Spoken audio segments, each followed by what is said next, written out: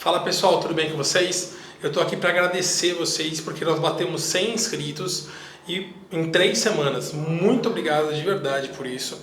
Nossa meta agora é bater 500 inscritos. Então inscreva-se no canal, ative as notificações, deixe o seu like e o seu comentário e compartilhe os nossos vídeos. Manda para os seus amigos, manda para todo mundo que você conhecer. Vamos fazer esse canal crescer porque, como eu falei, a ideia aqui não é ter mais um canal de videoaula. A ideia aqui não é ter mais um canal de videoaula na internet. A ideia é sim a gente poder discutir educação, a gente poder trazer coisas diferentes para vocês, e para tudo isso a gente precisa, né, de recursos. Então, por favor, compartilhem o canal, compartilhem nossos vídeos, tá bom? Então, vamos para o vídeo de hoje. Um abraço, pessoal. Fui! Fala pessoal, tudo bem com vocês? É um prazer enorme estar com vocês. Meu nome é Eric Proença, esse é o canal Meu Matemático Favorito. Inscreva-se no canal, ative as notificações, deixe o seu like e, por favor, deixe seu comentário, pois a sua opinião é muito importante para mim. Hoje eu estou aqui com um amigo meu, uma pessoa que eu admiro muito, um profissional da educação que eu tenho uma grande admiração, um amigo a gente tem amizade aí já de 11 anos, né? Desde quando eu comecei na educação eu conheci esse grande homem aí que é o Diego. Pode se apresentar, Diego. Sou Diego, eu sou formado em Física, também sou bacharel em Ciência e Tecnologia, estou terminando agora Engenharia Ambiental Urbana na Universidade Federal do ABC. Eu comecei a atuar na educação num projeto do Instituto Unibanco em 2008, estava estudando na PUC nessa época, e onde foi onde eu conheci o Eric, onde eu tive a minha primeira experiência em escola estadual, uma escola estadual onde a gente trabalhou juntos por um período de tempo lá. Depois eu saí do instituto. Aliás, detalhe, né? A única vez que a gente trabalhou na escola pública e ganhamos hora. É verdade, porque quem pagava era o Instituto Unibanco. A gente ganhava hora a aula. Se conta essa história, quase ninguém acredita, né? Não é para dar aula no Estado. Para dar aula no Estado. E a gente, porque a escola não conseguia professor, estava com um problema muito grande. E a escola tinha uma parceria com o Instituto Unibanco. E a gente acabou indo trabalhar no instituto, na escola, dando aula na escola, e o instituto que pagava a gente. Ficamos ricos durante um tempinho, né? Ficamos felizes, né? Eu acho que foi a época que a gente mais ganhou dinheiro na educação. Pois é, né? É uma fortuna, saber onde gastava. Naquela época, foi um negocinho bom. Depois a pobreza entrou, né? Depois a gente se formou como professor, né? Aí a vida ficou dura, né? Concurso, passa na prova, aí você descobre quanto você vai ganhar, você chora mais ainda. Aí você descobre que o leão come muita parte do seu dinheiro. Aí pior, que você descobre para ganhar um pouquinho mais, tem que pegar 72 turmas na semana. 72 aulas por semana. E aí você se lasca, porque você tem que pegar particular, público, e a vida é assim. Então, é um prazer estar aqui no canal com você. Obrigado, muito obrigado. Isso. Bom, a gente vai discutir hoje um pouco sobre a questão de avaliação, né? Que eu acho que é uma coisa que está muito latente aí na educação, é uma coisa que vira e mexe a gente precisa discutir e rediscutir sobre isso. A gente está pegando como base um livro chamado Na Vida 10, na Escola Zero, tá? Vou pedir depois para a editora aí, nossa editora está aí atrás para ela dar um zoom, para a gente ter uma ideia aqui. Como dar zoom? Não precisa, o editor dá na hora de... Ele falou que ia pedir pra mim. Não tem que começar de novo? Quando é assim, não começa de novo? Não precisa. Porque depois eu faço as cortes. Bom, enfim, é um livro. É um livro mais antigo, então ele tem uns valores antigos, que nem um exemplo que tem aqui no livro, é de um coco que custa 35, mas não é 35 reais, é 35 cruzados. Um coco. Um coquinho, você coloca. Um coquinho que custa. Você vai ver no vídeo depois. Então, o livro é antigo, então tem alguns exemplos e algumas linguagens que são antigas. Então, por exemplo, vai falar de um coco. Vai falar de um coco que custa 35, mas não é 35 reais, é 35 cruzados, tá? Que custa o coco. Então, enfim, a gente vai discutir aí, ele traz uma discussão bem interessante sobre método de avaliação, avaliação formal, avaliação informal. E a gente vai discutir aqui qual a importância da avaliação informal e da avaliação formal com com relação ao aluno, beleza? Pode começar o jogo.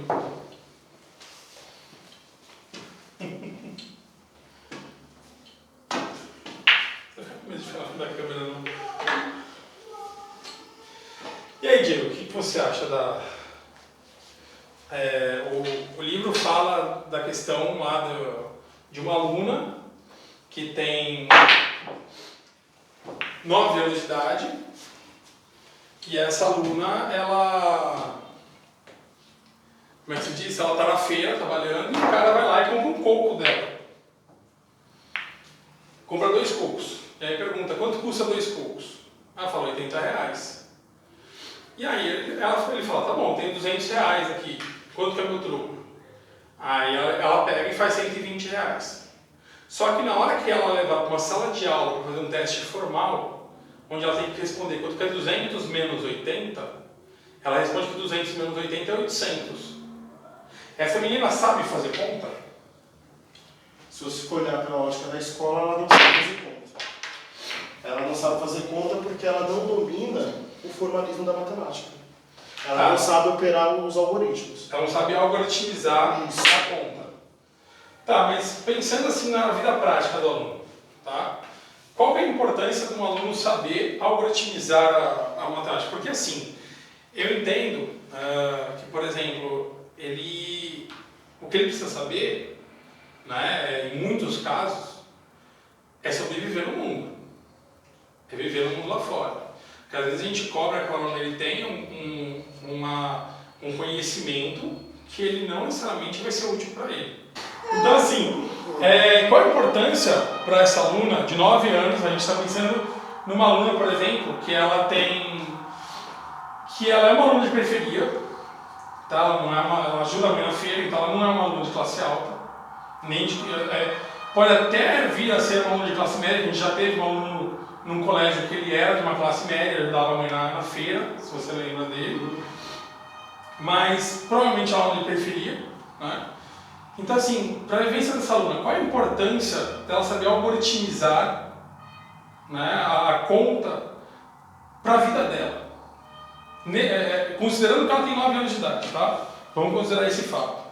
Nesse momento, ajudando a mãe, executando trabalho braçal, e sabendo que ela já domina essa matemática oral, sem necessidade de fazer algoritmos, como ela já domina essa questão, ela consegue fazer o troco de 200, ela não precisa desses algoritmos. No dia de hoje, né? Se essa menina existisse agora, ela não vai precisar mesmo. Agora, se você pensar a longo prazo e olhar para essa menina, que ela vai crescer, que ela vai se desenvolver, que ela vai ter que interagir no mercado de crédito, ela vai ter que interagir no mercado, fazendo compra, dando troco, recebendo dinheiro, a vida toda ela vai ter essas relações comerciais, relações financeiras, ela sim de fato vai precisar, porque o mundo é algoritmizado. Eu concordo com você, mas quando a gente entra em sala de aula, a gente tem que pensar só no futuro ou só no presente? Ou a gente tem que pensar nos dois? É que as políticas públicas elas não podem ser pensadas em caso particular. Sim, né? sim. As tomadas de decisões elas não são pensadas em casos particulares. A questão é, se a gente for olhar para o caso particular, a gente sim vai entrar vai ter essa questão que você está tendo. Se vale ou não a pena para essa menina aprender ou não nesse momento segundo essa matemática formal. Sim. Mas como as políticas públicas são pensadas a longo prazo, no objetivo geral da sociedade, vê-se vantagens quando você impõe que uma criança de 9 anos sim saiba fazer lá ou trabalhar com 200 menos 20 e saber organizar toda essa conta em um algoritmo, né? Tá, pode jogar.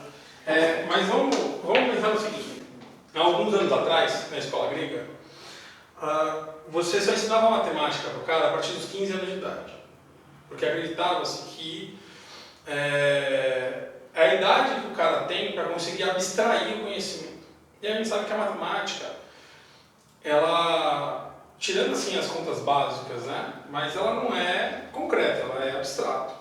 Você falar do número 5, escrever o número 5 numa lousa, é um negócio totalmente abstrato, porque aquilo não tem significado.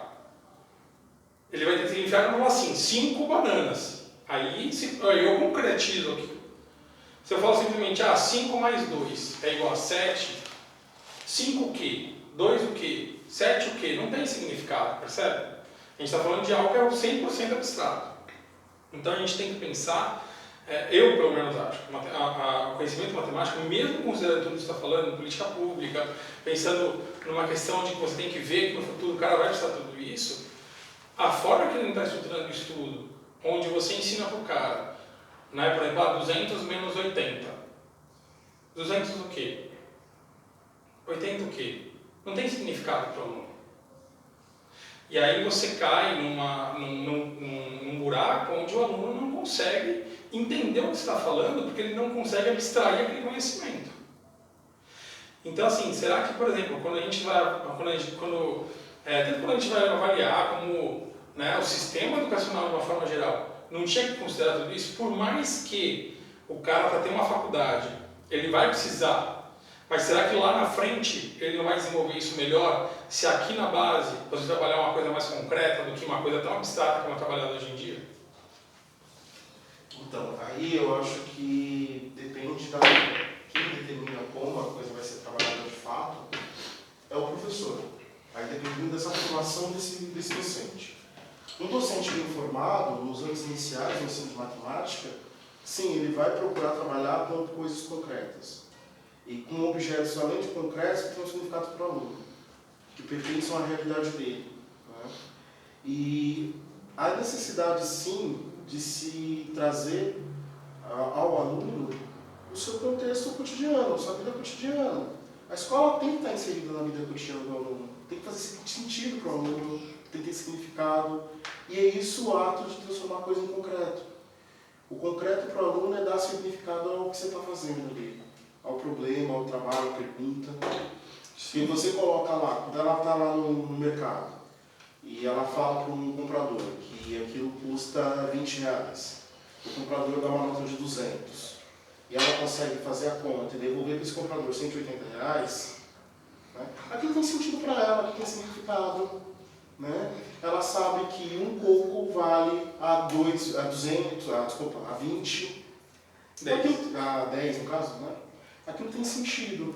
Agora, quando você pega um problema e coloca 200 menos 20, ela vai fazer essa pergunta, 200 o quê? 20 o quê? Então, Né?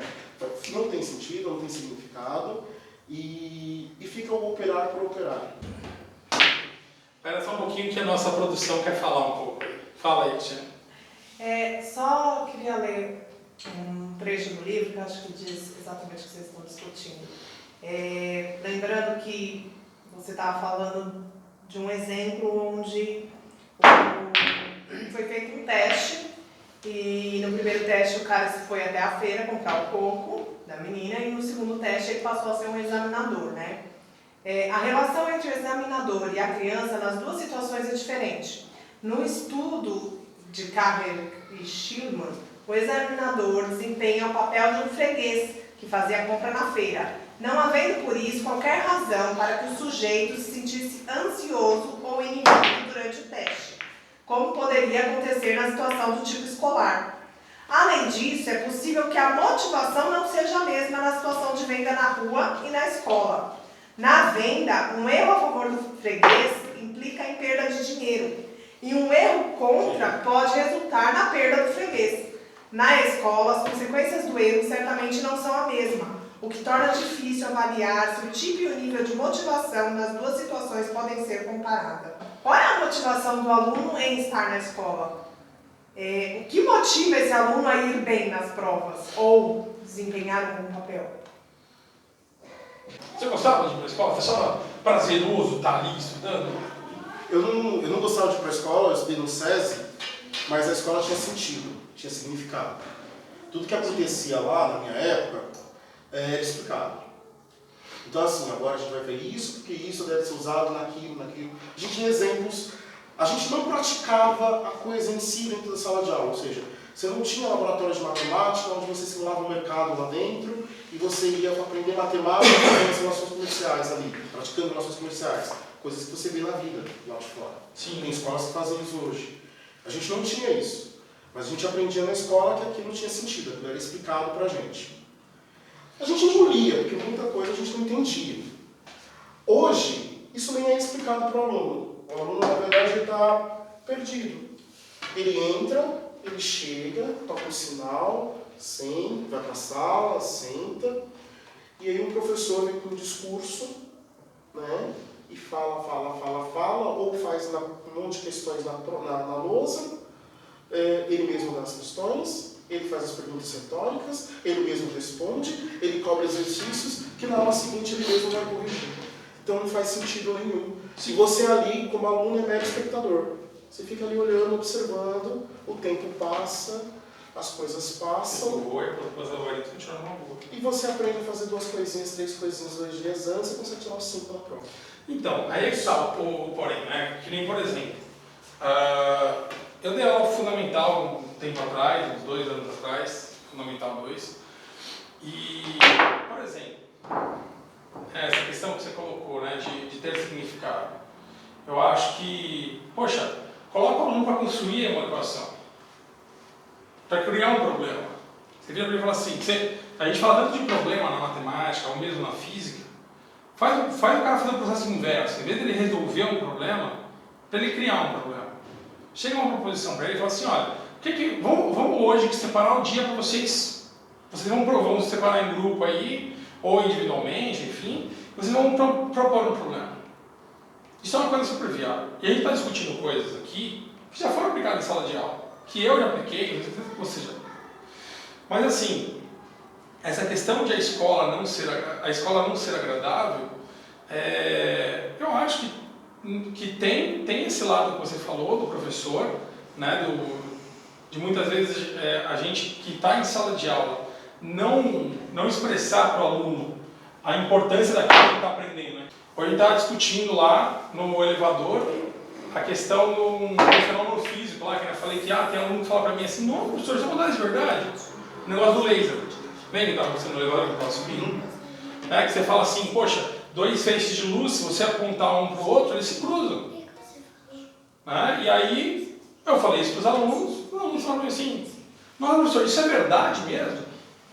Cara, você aprendeu isso em física. Mas eu achei que isso não fosse verdade.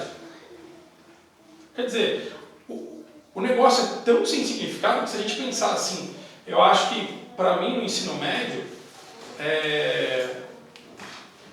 uma das matérias que mais tinha significado era a física.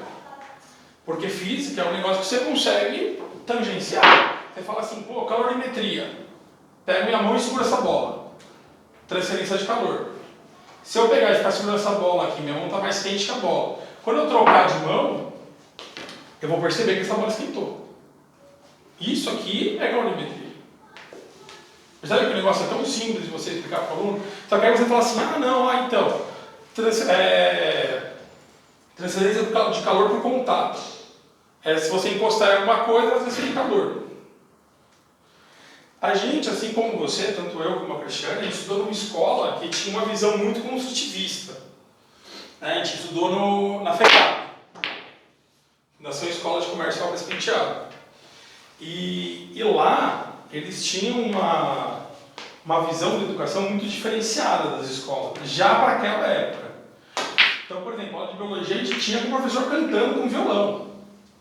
O professor levava o violão para a sala de aula, aula de meiose e mitose, ele levou a gente para um pátio grandão, fez 2 círculos, que eram 2 células, e ensinou como é que faz divisão celular. Cara, são coisas que você não esquece. Entendeu? E são coisas que não exigem de você, enquanto professor, recursos absolutamente caros. Falar, porque a gente não tem dinheiro, a gente não tem investimento, enfim, já falei demais já. Só um adendo. Vocês já passaram pela experiência de prepararem uma aula completamente diferenciada, onde você traz o concreto, traz o diferencial para o aluno, e ainda assim você não atinge o aluno. E ainda assim o aluno não se sente parte daquilo. São várias questões aí. A primeira, você falou de uma coisa importante, que são os recursos, que não são caros. Eu discordo de você, tem um recurso que é muito caro, que é o tempo. Né? Talvez a coisa mais cara que a gente tem nessa relação da educação é o tempo do professor. Então, assim, eu preciso pensar em pagar bem o professor para que ele consiga, além de dar aulas, planejar essas aulas. Esse planejamento precisa, na minha opinião, precisa ser na escola. Hoje eu trabalho numa escola em que meu planejamento ocorre dentro da escola, a correção das atividades ocorre dentro da escola. Isso traz uma qualidade para o trabalho incrível, porque eu estou ali na escola, eu posso, estou planejando uma atividade, posso ir lá pegar o material, já estruturar a coisa em si. E de fato, aprender é muito difícil. A gente não tem soluções simples para aprender. Sim. Eu posso apresentar os princípios da ótica geométrica, né? A luz trabalha em linha reta, dois feixes de luz independentes não se cruzam. Eu posso falar uma série de coisas, do que é feixe de luz, definir um feixe de luz, mas isso são modelos. Modelos que demoraram bastante tempo para serem consolidados. Sim. Não foram consolidados de ontem para hoje, seja os da termodinâmica. Né? Ideias termodinâmicas demoram muito tempo para serem consolidadas. A questão do calórico, como foi difícil para abandonar essa questão, se você for estudar a história da ciência. Então a gente tem que parar um pouquinho para pensar o seguinte: primeiro, tem tempo do professor. Isso sim. Sim. Essa ciência que eu ensino, que está lá no planejado, no meu sistema apostilado, que é para ser dada em uma aula, foi algo que demorou 300 anos para ser consolidado, ou seja, 300 anos para conseguir convencer uma comunidade de que aquele método sim atendia, dar uma solução, uma resposta para um problema. Sim. Então é fato, às vezes você prepara uma coisa maravilhosa e não atinge o aluno. É fato. Como aconteceu com a humanidade, isso a gente vai ver na história da ciência. Sim. Ideias maravilhosas foram lançadas e de início não convenceu ninguém. Sim. Galileu Galilei quase foi queimado porque alegou que a Terra era redonda na Terra. Então assim, você tem uma série de questões aí que você precisa pensar. Eu acho que o muito importante é entender que aprender e ensinar é processo dinâmico. Demanda tempo. Sim, às vezes você preparou uma coisa maravilhosa, fantástica, o aluno não conseguiu aprender ou absorver aquele conteúdo, e aí você vai preparar outra atividade. E Sim. outra atividade. A ideia é que você avance no seu programa à medida que você percebe que o seu aluno está aprendendo. Sim. Você não pode ficar correndo, por exemplo, tem professor que corre atrás de um cronograma. Se na minha apostila está dizendo que eu tenho que ensinar termodinâmica em uma aula, se dane o aluno. Vou dar toda a termodinâmica em uma aula. E eu concordo com você, o tempo professor ele é precioso, até porque professor, né, se a gente falar de todas as profissões, ela é uma das profissões que mais tem que estudar. Ela é uma das profissões que mais tem que estudar, porque o professor ele nunca pode estar desatualizado. Né? Como é que você não vai acompanhar o que acontece no vestibular, o que acontece na sua própria disciplina? Você tem que estar toda hora estudando, revendo, se atualizando tudo isso. Então, assim, ele tem que ser valorizado. Infelizmente, nenhum setor valoriza. Nenhum setor valoriza. Existem as exceções, né? Que são, a gente vai ter a escola, em algumas escolas específicas particulares que pagam bom salário para os professores, né? E aí bom salário a gente está falando de 50 para mais, tá? Porque hoje em dia, por exemplo, você tem professor que faz 3 cargas de trabalho, trabalha manhã, tarde e noite, e o salário do cara não chega a R$7.000. Quer dizer, um cara que está numa empresa e que ele fizer essa jornada, ele ganha mais de R$7.000 se tiver uma empresa, se tiver um bom cargo nessa empresa. E aí você fala, um professor não ganha isso, fazendo 3 jornadas, tendo 3 empregos diferentes. Né? Então é muito complicado. Realmente é muito desvalorizado o profissional. Mas eu acho que a gente também não pode se apegar a isso. Porque assim, se eu penso, poxa, tipo, meu tempo é precioso, então eu deixo de repente preparar uma aula boa, porque eu não tenho um bom pagamento relacionado à minha aula, à minha hora-aula.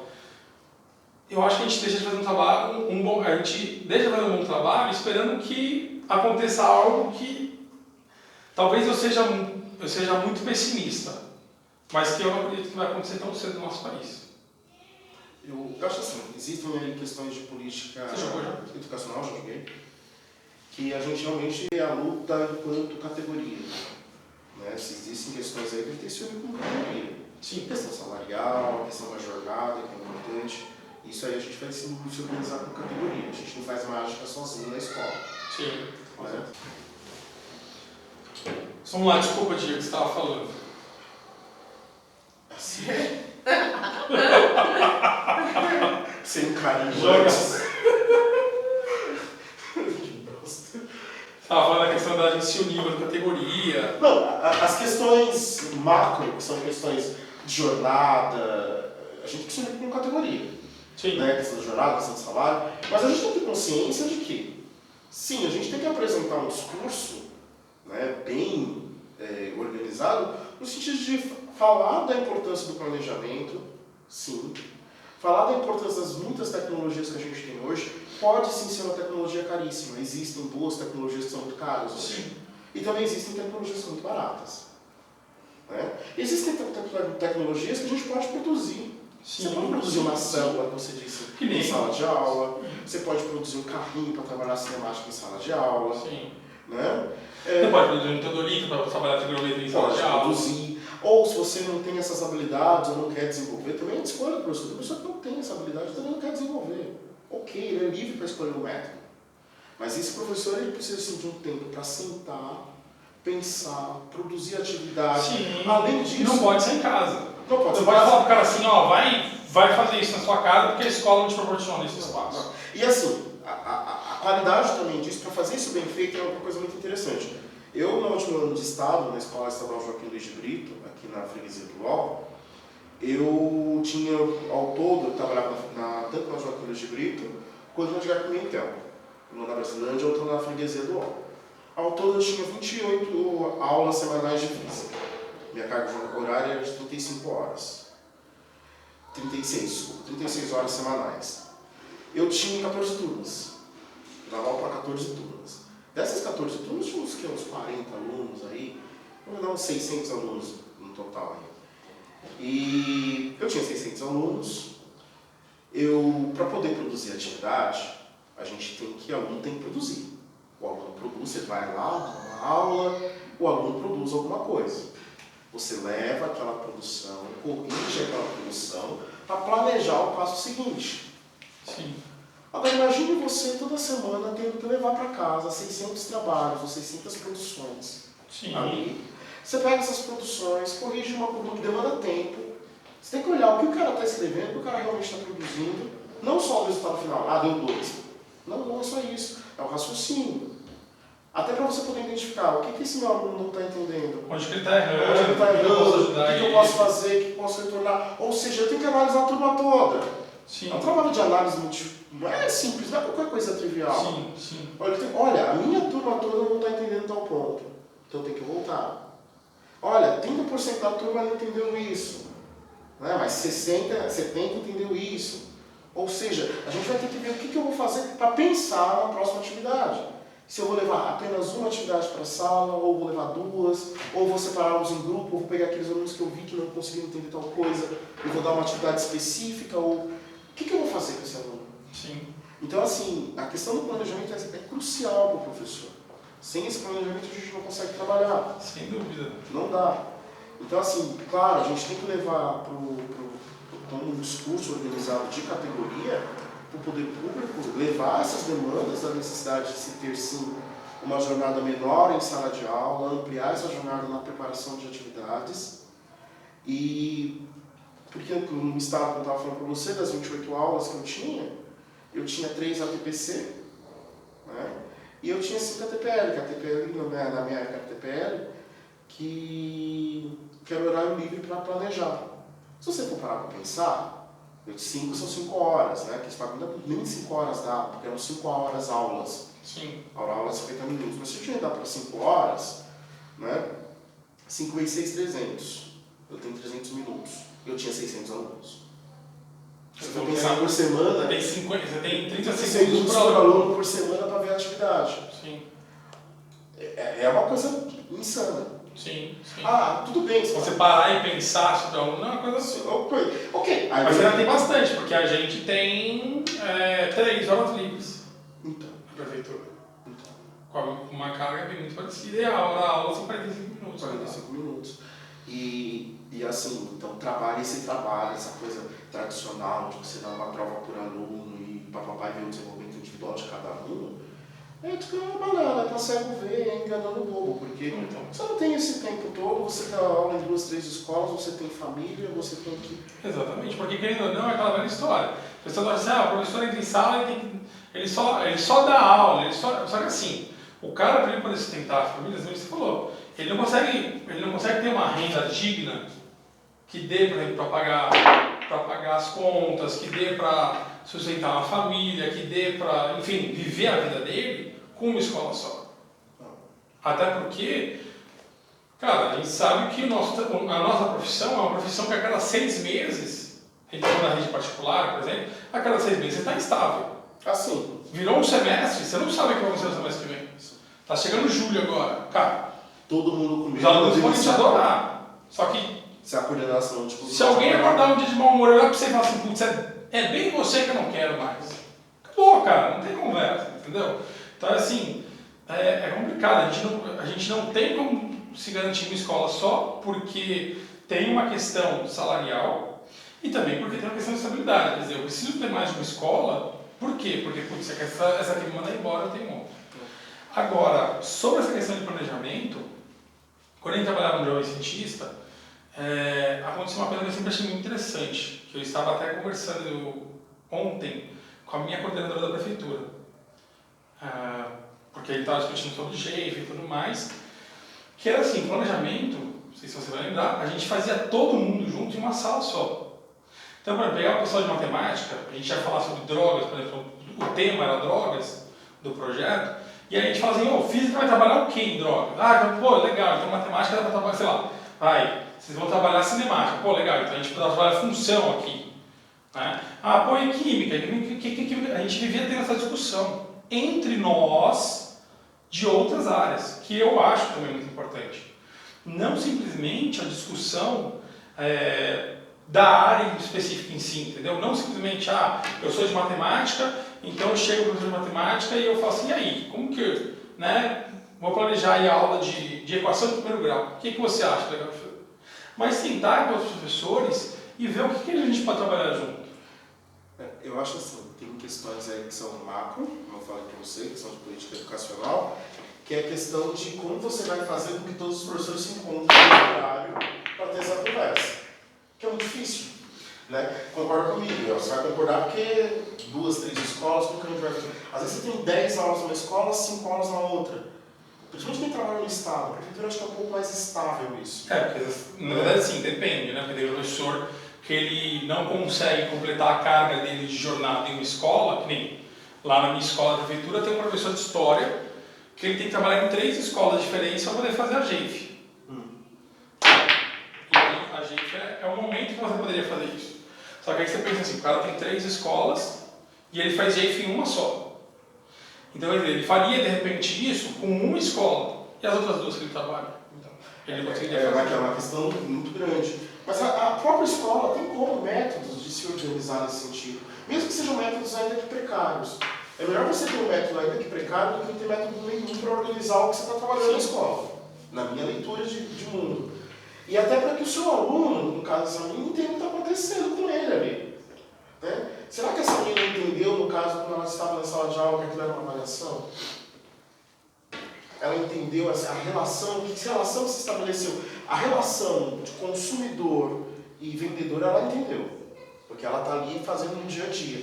E agora essa relação de professor e aluno, professor e avaliador, aluno e avaliador, será que ela entendeu que posição ela ocupa nesses diferentes espaços que ela frequenta no dia a dia, inclusive na escola? Não, tudo bem, mas assim, vamos pensar no seguinte, avaliação do quê? Porque, vamos pensar no seguinte, tá? Quando é aplicado uma prova com aluno, certo? Esse é um ponto que eu acho que é importante, né? Você fala assim, você entendeu o que está sendo avaliado? Minha pergunta é, o que o professor quer avaliar?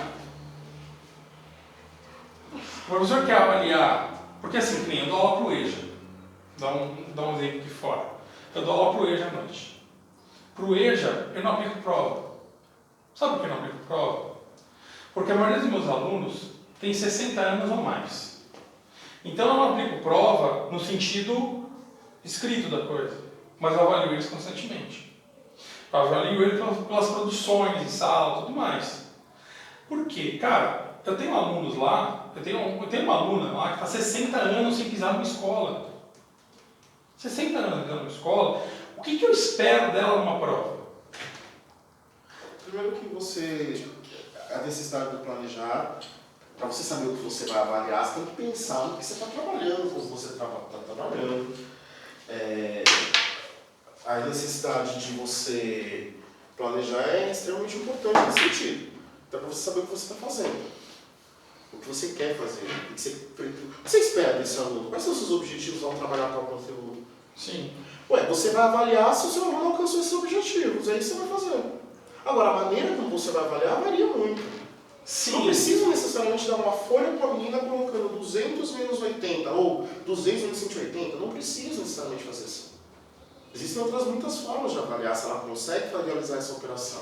Tá, aí vamos pensar. E aí, qual é o meu objetivo? Meu objetivo é saber se a menina consegue, de fato, realizar a operação. Ela consegue fazer a conta de 200 menos 80, ou se ela sabe operar por um algoritmo qualquer. Tá. O que eu quero? Eu quero que ela saiba mexer com esse algoritmo. Ok, então vamos ensinar ela a trabalhar com aquele algoritmo. Não, agora eu quero que ela saiba subtrair 200 menos de 80. Existem maneiras de fazer isso. Sim. A própria unidade está aí para mostrar isso. A gente tem o campo da etnomatemática. Sim. Existem maneiras diferentes de fazer a mesma coisa. Eu concordo. Não. Só que aí você entra num outro problema, que é o fato do seguinte, só vez, tá? Que é o fato do seguinte, você chega lá na hora de uma avaliação não, desculpa. Você chega lá no Fundamental 1, tá? Onde é matemática básica. Infelizmente, não estou falando que todos os professores são assim, nem todos os pedagogos são assim. Estou discutindo de uma forma mais abrangente. A gente sabe que tem pedagogos que são muito bons. A gente sabe que tem pedagogos que são fantásticos. A gente sabe que tem pedagogos aí que fazem um trabalho incrível. Mas a gente também sabe que, por exemplo, tem pedagogos que quando o aluno chega para você e ele chega com uma construção, né? Por exemplo, a gente está falando aqui da matemática porque é mais a nossa área de domínio. Mas ele chega com uma construção de um resultado que não é aquele do algoritmo, o que o professor vai falar? Está errado. Isso é culpa necessariamente do professor? Não necessariamente, porque tem muito da formação dele envolvida aí, quando ele fala isso está errado. Mas assim, você concorda comigo que não necessariamente está errado? Você tem que considerar o raciocínio do aluno, você tem que considerar se ele consegue chegar no resultado, porque afinal de contas, se a gente for pensar, as provas matemáticas elas servem para isso. Você chegou no resultado, legal. Então vamos testar com uma outra situação para ver se dá o mesmo, se dá o resultado certo também, e aí a gente vê se o seu método que você chegou até aqui está certo. Porque eu entendo assim, eu na faculdade eu fiz um artigo sobre isso, o raciocínio lógico no ensino da matemática, e é exatamente isso, sabe? Você tem que respeitar a construção do aluno. Você não pode querer destruir a construção dele, falar que ele está errado simplesmente, e querer que ele simplesmente olhe para você e fale assim, tá bom, professor, eu entendo o seu jeito de fazer. Ao invés disso, eu poderia virar e falar para ele, tá certo, mas vamos tentar colocar isso no papel, vamos tentar escrever isso agora, ou vamos tentar colocar isso na conta, porque é exatamente o que você falou na questão da física, na matemática, é a mesma coisa. Se você pegar a história da matemática, quanto tempo demorou para surgir a fórmula de Bhaskara? Foram anos. Bhaskara só levou o nome, porque tinha uma galera antes dele que estava pesquisando isso. Pitágoras, o teorema de Pitágoras foi a escola pitagórica. Tinha muita gente ali pensando para poder desenvolver aquilo. E aí você espera que o teu aluno consiga desenvolver esse raciocínio em 4 meses, em 3 meses. Um raciocínio que os homens mais inteligentes da história demoraram anos para conseguir. Você concorda comigo que, assim, tendo em vista tudo isso, a nossa forma de ensinar, o nosso ensino, ele não pensa no aluno, Ele não pensa no aprendizado do aluno, ele simplesmente pensa em entuchar o cara de conhecimento. Partindo do que você falou sobre a questão dos pedagogos, eu vejo que é mais fácil para o pedagogo ter um olhar diferenciado, uma vez que ele passa um dia inteiro, 5, 6 aulas, né, numa turma única, né? Então ele tem 30 alunos a semana inteira, o ano inteiro. Então ele consegue avaliar o aluno de onde ele partiu e onde ele chegou. Então você, pelo menos a maioria dos que eu conheço, enfim, a gente sempre prepara uma avaliação, por exemplo, com questões de vários níveis. E aí tem sim as questões conteudistas, que é para saber se aprendeu o conteúdo do bimestre, mas tem as questões mais simples, que o cara que ainda não alcançou todo o conteúdo, ele vai demonstrar se ele evoluiu ou não nessas questões. Além das avaliações contínuas, né? Tipo, de sempre estar olhando o caderno, o pedagogo tem esse hábito, né? De corrigir caderno, corrigir lição de casa, individualmente. A gente tem uma rotina diferenciada.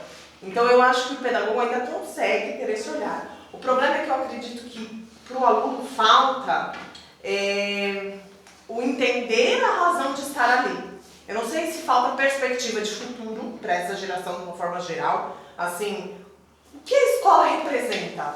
Porque quando vocês começaram a discussão falando que a escola é chata. A escola é chata porque a escola não tem um significado na vida deles? Porque antigamente você tinha uma geração que precisava da escola para mudar de vida.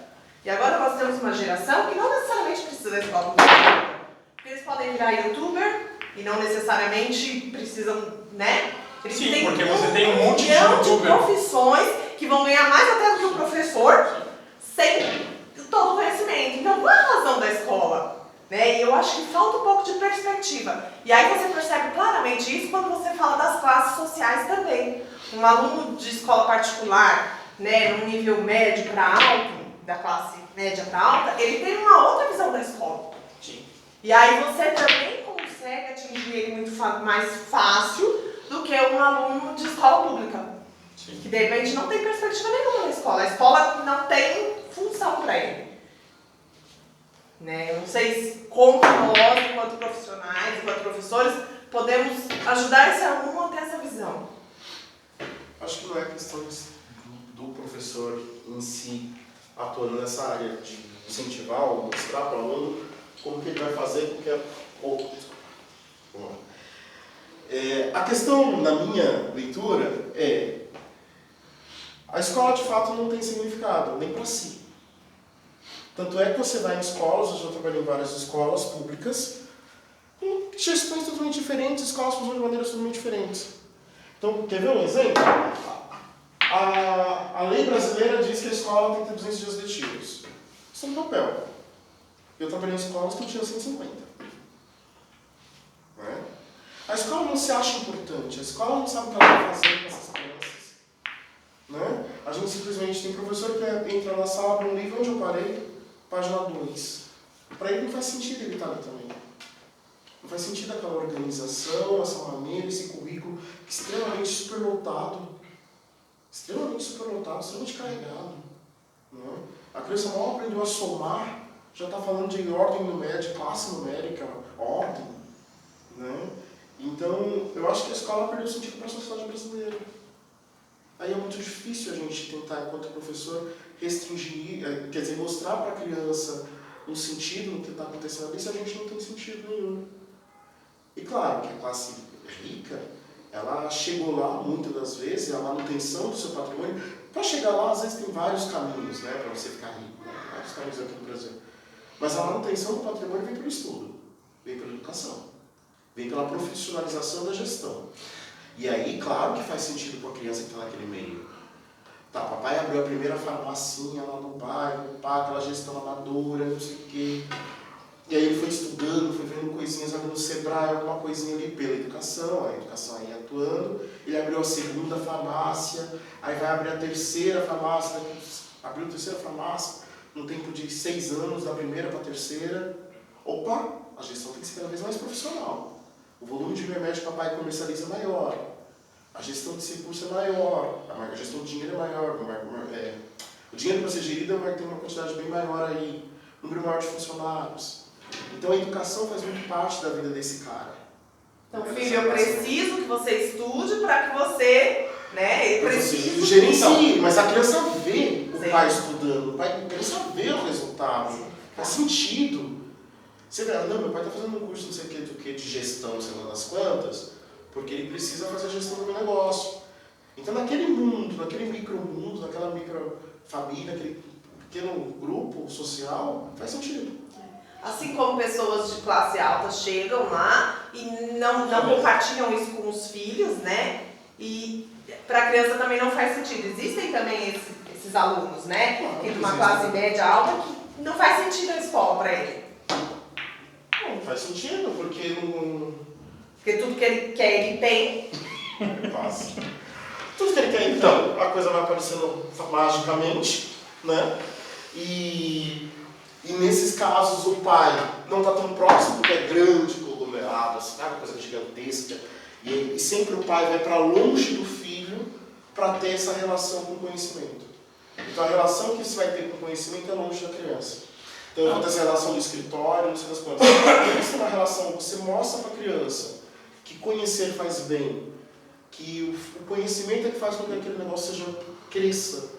Quando você mostra para a criança que você está usando conhecimento, você está usando saber para melhorar a realidade da família, a criança está vendo, ela está vivendo isso.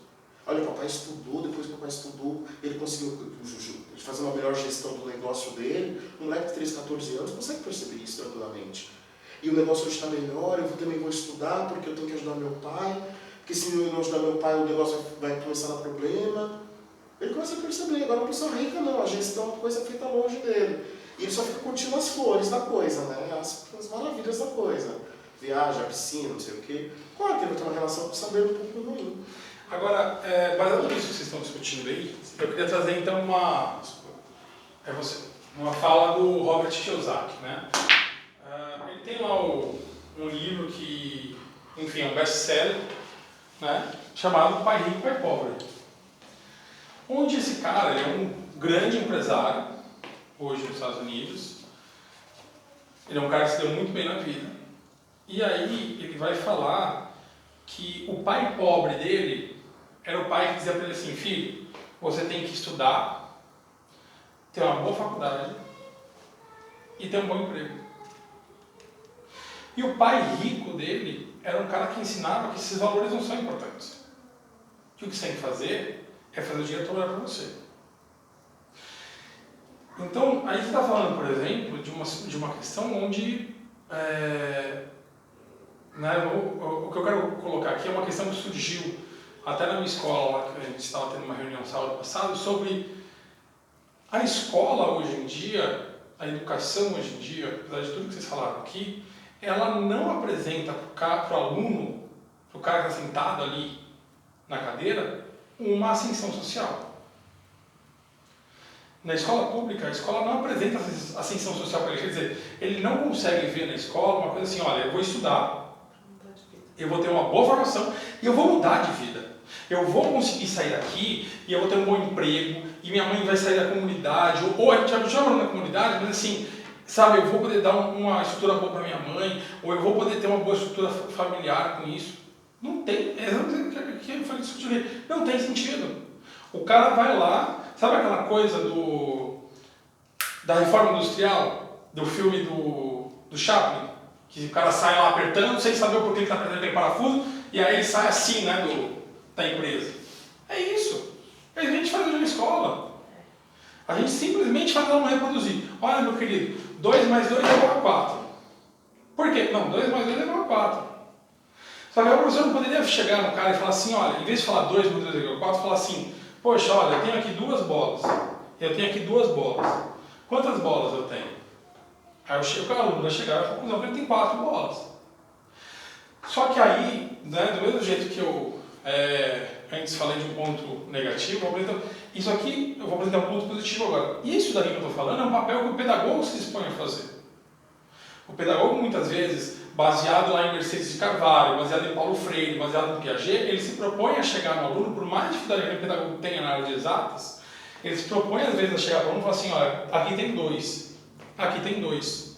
Quanto que eu tenho no total? Só que às vezes você pega, por exemplo, um professor, bem, seja porque o cara tem três escolas para dar aula, o cara tem o cara tem 30 turmas para dar aula, porque ele não dá aula para uma turma, mas ele não chega, e às vezes a gente peca, falta de mim, a gente peca em exatamente não aprender a matemática desse jeito, cara.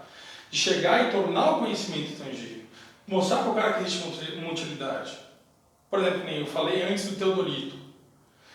Cara, eu tenho por experiência. Desculpa, mas desde a época de jovem cientista, eu dou aula de trigonometria, eu encaixo em algum momento a construção do teodolito. Sabe por quê? Porque é o momento que o cara vai entender para que serve aquela porcaria da trigonometria.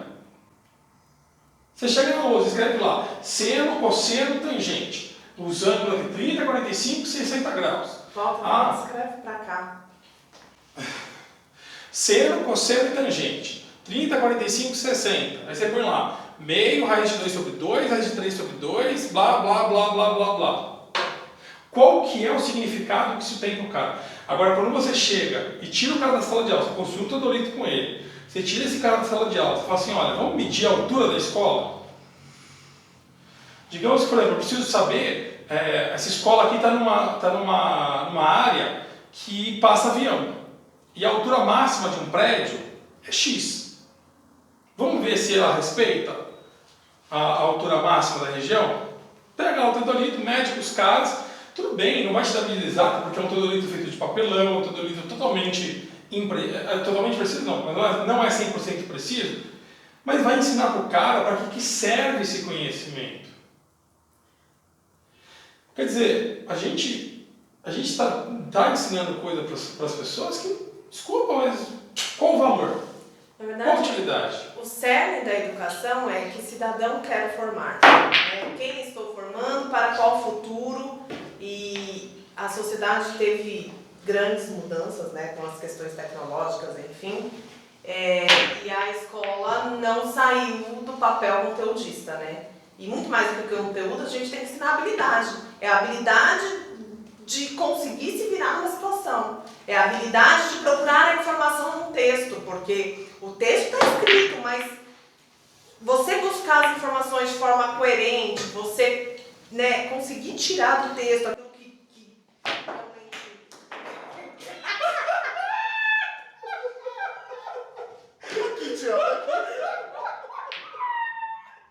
Eu falei.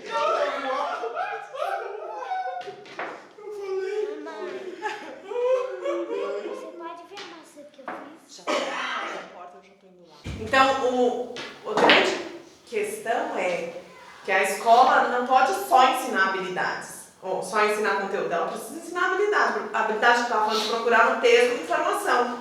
Os alunos não conseguem. E aí, quando você diz, a matemática pode ser trabalhada em forma de problemas, a gente tem um problema muito sério no Fundo 1 em trabalhar com problemas. Porque eles não compreendem o texto, eles não entendem as informações que estão ali. E aí o que acontece? Eles simplesmente pegam os números de forma aleatória e fazem uma conta que eles sabem fazer. Ou é mais ou é menos, não importa para quê. Então, a compreensão de texto é uma coisa seríssima. E Sim. muito difícil de ser trabalhada. Então, mas aí entra a frase do Paulo Freire lá que, né, polemizou lá com o Danilo Gentili, do Eva viu a uva, que é onde Paulo Freire vai virar e vai falar: não basta não basta o aluno saber ler, Eva viu a uva. Ele precisa entender qual a posição social que a Eva ocupa, quem produz a uva e quem lucra com a produção da uva. Ou seja, o ensino tem que ser contextualizado. O ensino não é, a gente sabe. Gente, e assim, desculpa, a nossa educação, e é isso que me incomoda, porque a gente fala que a nossa educação, tanto que se você for prestar um curso público, quem você tem que ler? Paulo Freire. A gente fala que a nossa educação é baseada em Paulo Freire. É patrão da educação brasileira. Mas, entenda, se a gente tem esse cara como patrão da educação brasileira, e é um cara que fala que a educação tem que ser contextualizada, que o ensino tem que ser contextualizado, que tem que ter um porquê do cara aprender aquilo. Pô, por que a gente entra em sala de aula e mecaniza o conhecimento. Por que a gente ainda aceita em sala de aula chegar e achar que não, tem que ser desse jeito, tem que ser assim, o aluno tem que aprender desse jeito? Por quê? Porque eu quero que seja, porque é assim, porque matemática é assim, porque é assim, ponto final. E aí quando o aluno chega e fala, professor, eu não entendi porque 2 mais 2 é 4.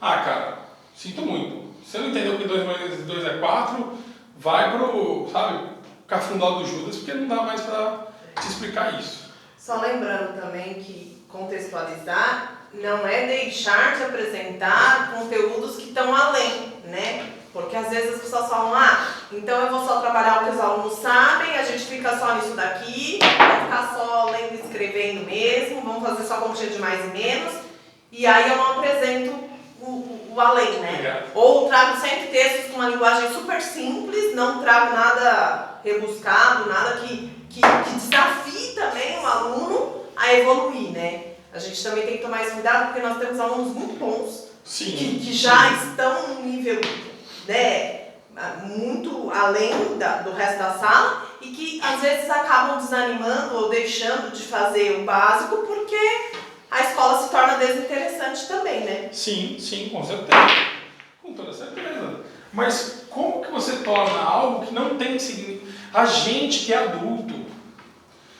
Pô, quantos cursos de formação que a gente vai fazer às vezes, que por não ter significado você olha para aquele curso e fala assim, cara, o que eu estou fazendo aqui?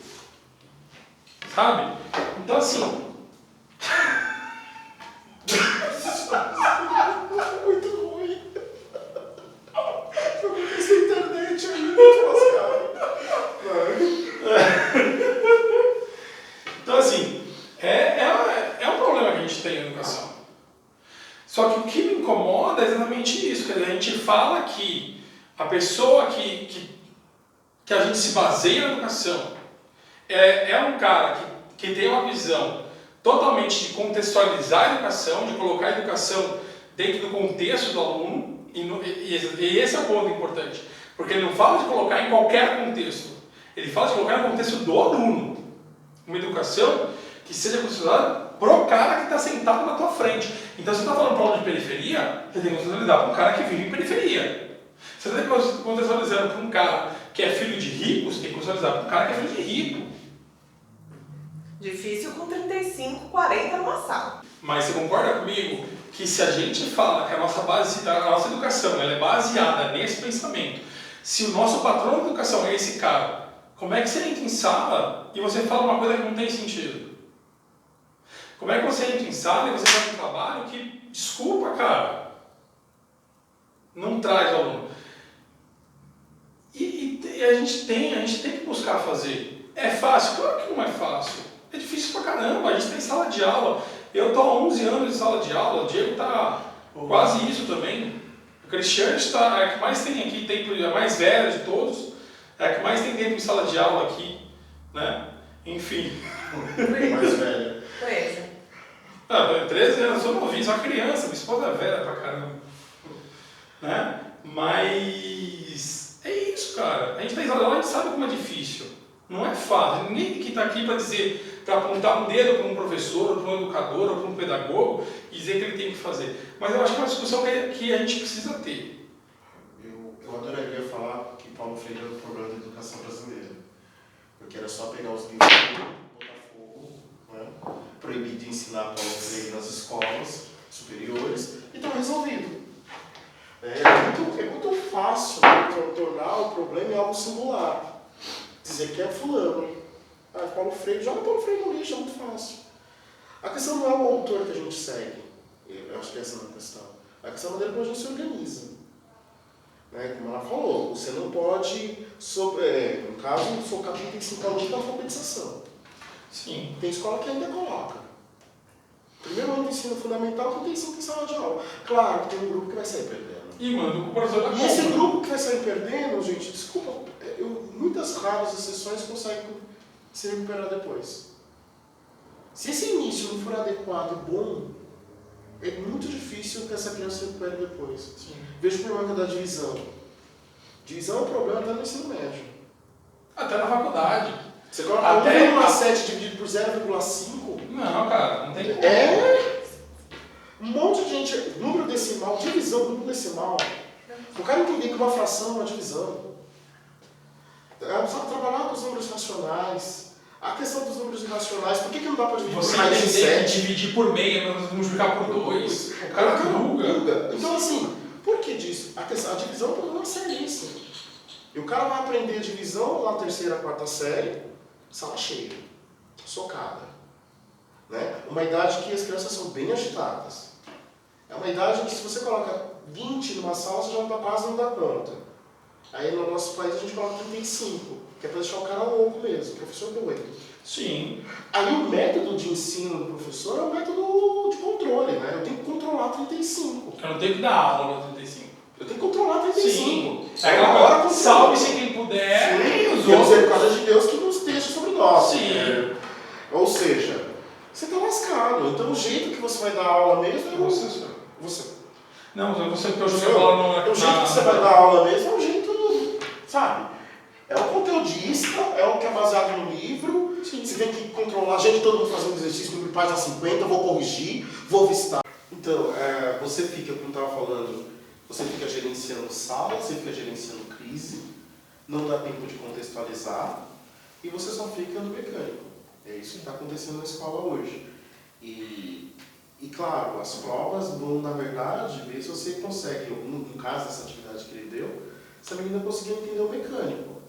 Agora vamos pensar no lado do aluno. Como você aprende o mecânico numa sala caótica? Mesmo que seja só olhar o passo a passo, 5 menos 3 a 2.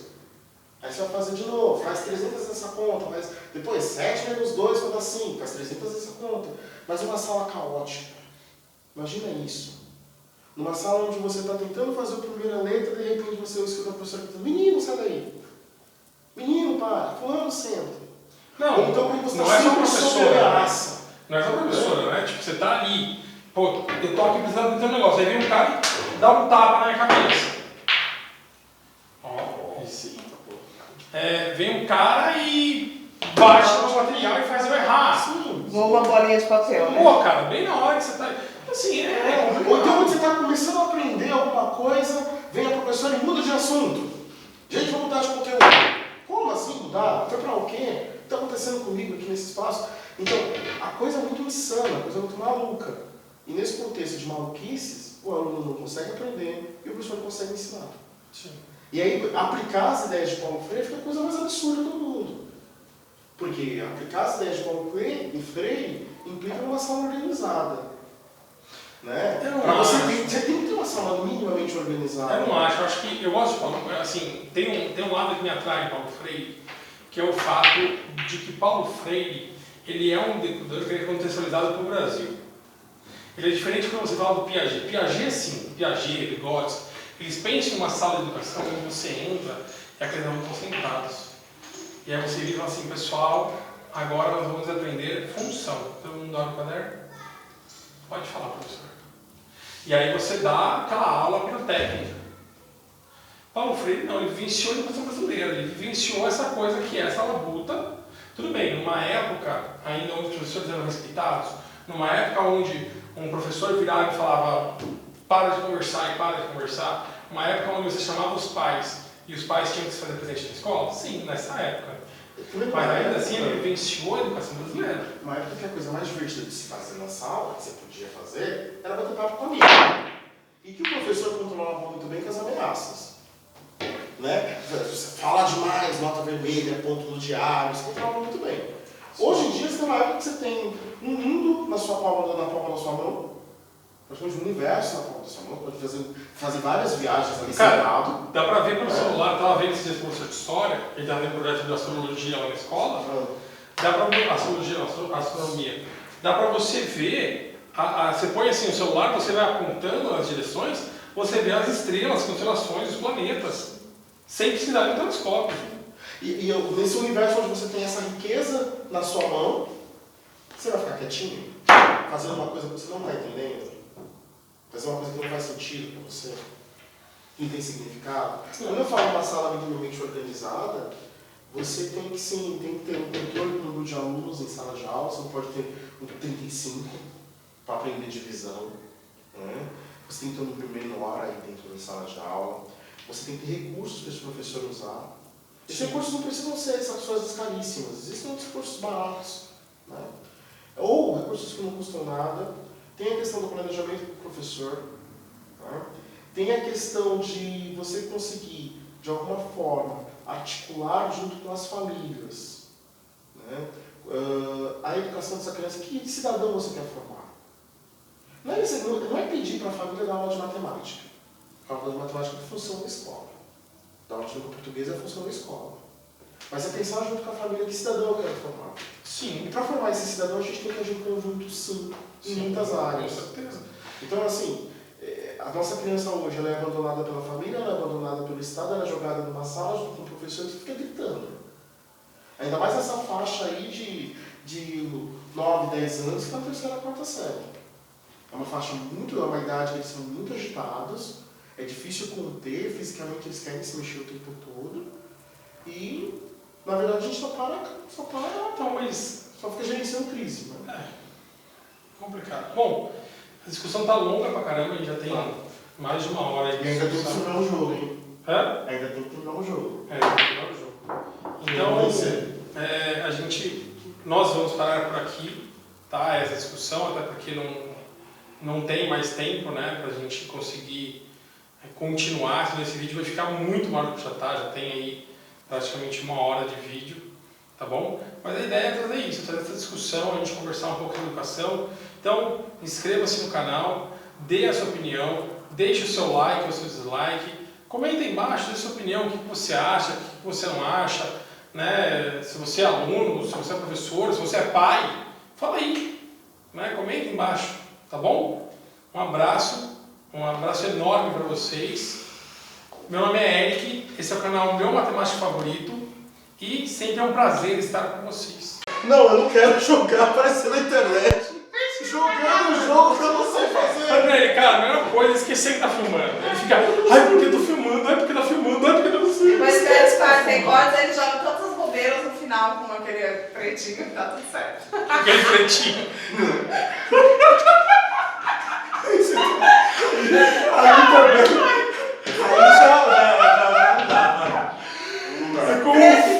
Em preto e branco, aquele pretinho ficou. Aquele pretinho, preto. Olha. Desculpa aí. Não foi intencional. Baixa mais, isso. Tem que mirar no meio da bola, gente, ó. Você não bate no embaixo. É no meio da bola, ó. Tá vendo? Sempre aqui, assim. Cadê ela? Aí a ideia, por exemplo, ó, que nem essa bola aqui, ó, você derrubar. Na Então, verdade, Beck, eu acho que essa lâmpada tinha que estar no meio da mesa. tinha. Então puxa a mesa pra cá. Tá feio assim. Porque a hora que vocês passam ali atrás, eu cobro toda a cara de vocês. Ela vai cobrir do mesmo jeito. Não. Bem menos. Puxa mesmo assim. Pega por lá. É pesado, tá? Tá. Chinelo aí, Nossa! pega embaixo, mais embaixo, mais embaixo. Você tá entendendo? Não dá! Eu vou me mijar. Não dá! Isso é muito. Que é isso? Pronto. Essa única sala do prédio nunca vai desmontar. Nunca. Vai. Pega aqui. Nossa, que Só que, ó, aqui você não pode ficar. Não pode passar aqui de jeito nenhum. Por quê? É de costas, né? Ah, mas tem que jogar, filha. Mas você vai ser. Ah, não.